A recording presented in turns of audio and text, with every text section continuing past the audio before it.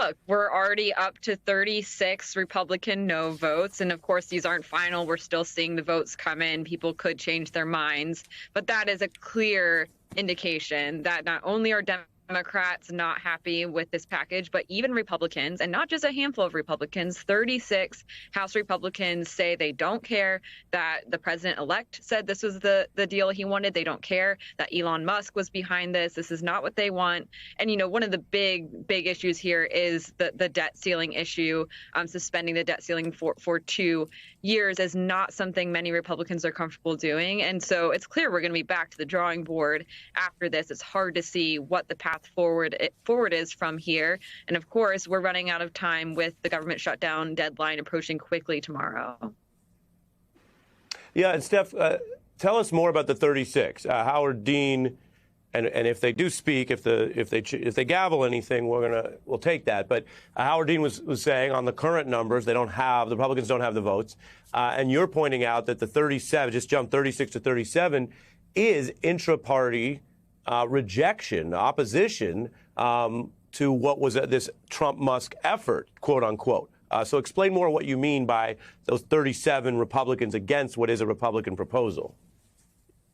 Well, I mean, just as we see those numbers tick up more and more, it just shows that there are still a significant number of Republicans, even in the House, who are not going to just take whatever Trump gives them and vote for it, no questions asked. And it also shows, of course, this particular vote needs 2/3 majority to pass, which is clearly not going to happen at this point. But even if they were to move on and take a little bit more time, go through rules and bring this back to the floor to try to pass it with a simple majority, Republicans don't even have the votes to pass it with a simple majority right now, again, where things stand at the moment. But a part of this whole process was so that Trump and Musk could see the votes. They could see who will buck them. They could see the names of who is willing to vote in line with them, who is willing to push back, and they can see what they're working with and move forward from there. But there's still a lot up in the air, and there was still lots of pushback to the original plan that came out just the other day. So it's not clear that the first bill would have necessarily had the votes needed to move forward. It would probably have been more likely, but it's clear by these numbers, as we see these no votes keep ticking up, that it's just not what Republicans or Democrats. Sorry, let's listen in. 2/3 not being in the affirmative, the rules are not suspended and the bill is not passed.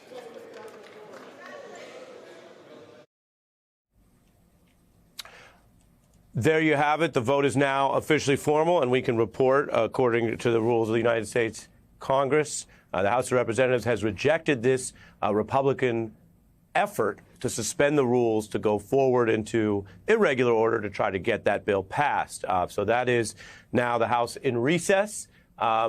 Your thoughts, Libby, about Republicans losing their vote, failing at this effort tonight? I mean, this is remarkable. They had a bipartisan deal. And so Speaker Johnson had Democrats in the House who were willing to get on board. They lost things in this process of Republicans just throwing out the bipartisan deal, like $190 million in funding research into children's cancer.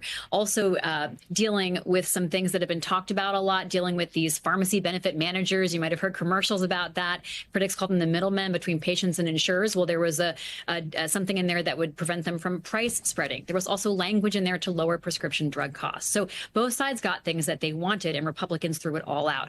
I'll point out something. I really appreciated Steph talking about the numbers and how many Republicans defected. Note how Democrats hung together. They really hung together. They voted as a bloc.